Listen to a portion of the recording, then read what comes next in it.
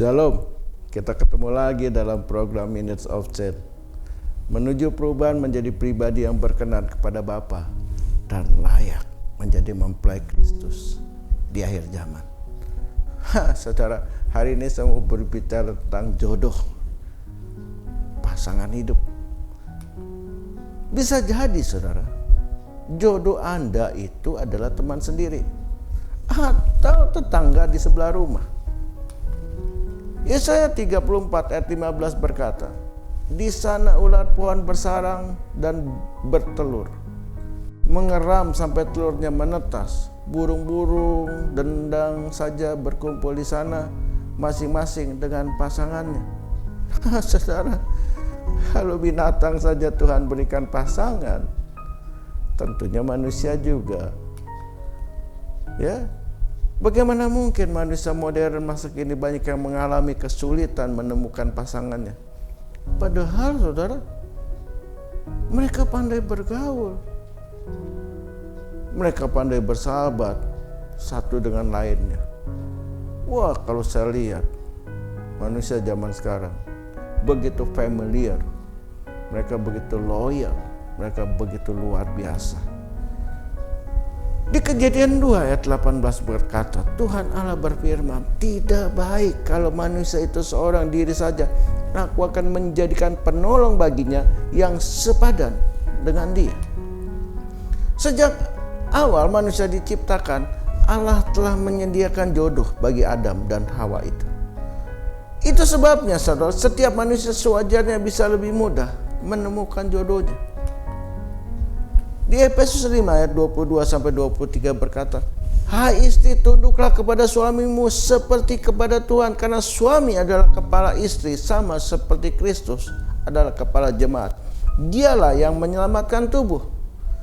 Nah saudara, di zaman modern ini berkembang satu pengertian yang namanya emansipasi. Kurang jelasnya pemahaman emansipasi wanita menciptakan salah pengertian yang dalam, sehingga mereka menjadi a priori terhadap para pria yang membuat mereka menjauh. Di Efesus 5 ayat 25, "Hai suami, kasihilah istrimu sebagaimana Kristus telah mengasihi jemaat dan telah menyerahkan dirinya baginya." Jadi saudara, dalam keluarga suami terpilih sebagai kepala, sama seperti pilot yang membawa pesawat terbangnya. Nah saudara, namun si pilot ini tentunya harus mengikuti segala aturan penerbangan jika mau sampai kepada tujuan. Artinya saudara, sebagai kepala keluarga harus mengasihi istrinya seperti dirinya sendiri. Sifat egois, ingin menang sendiri, bukan saja telah merusak rancangan Allah atas manusia, malahan telah menyakiti hati Allah. Nah saudara, akibat tidak menikah, begitu mudahnya manusia modern menyalurkan hawa nafsunya. Mereka kumpul kebo. Hubungan sesaat asal suka sama suka tanpa ikatan janji nikah telah merusak rancangan Allah dalam keluarga. Di Matius 19 ayat 12 berkata, "Ada orang yang tidak dapat kawin karena ia memang lahir demikian dari rahim ibunya. Dan ada orang yang dijadikan demikian oleh orang lain.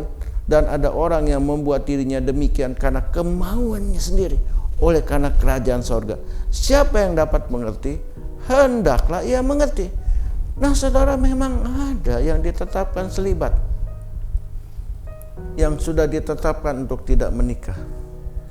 Ada juga yang memilih tidak menikah untuk fokus bagi pelayanannya di gereja, seperti pastor atau para koster atau sebab lain. Sama halnya dengan Rasul Paulus, agar dia bisa melayani Tuhan secara maksimal, dia memilih tidak menikah karena dia tidak mau terganggu dengan urusan keluarga. 1 Korintus 7 ayat 7-8 berkata, "Namun demikian alangkah baiknya kalau semua orang seperti aku, tetapi setiap orang menerima dari Allah karunia yang khas, yang seorang karunia ini, yang lain karunia itu. Tetapi kepada orang yang tidak kawin dan kepada janda-janda aku anjurkan, supaya baiklah mereka tinggal dalam keadaan seperti aku. Jadi saudara, mereka memilih tidak menikah karena memiliki karunia khusus dari Tuhan. Itu sebabnya bersyukurlah, dan bagi kita yang menikah tidak boleh melecehkan mereka yang tidak menikah, sebab hidup itu adalah pilihan. Jadi apa yang jadi pilihan saudara, yakinilah. Supaya apa? Supaya saudara mengerti di mana saudara dipanggil, saudara menikah atau tidak menikah. Yang terpenting adalah melalui hidup saudara, nama Tuhan Yesus ditinggikan dan dimuliakan. Tuhan Yesus memberkati. Amin.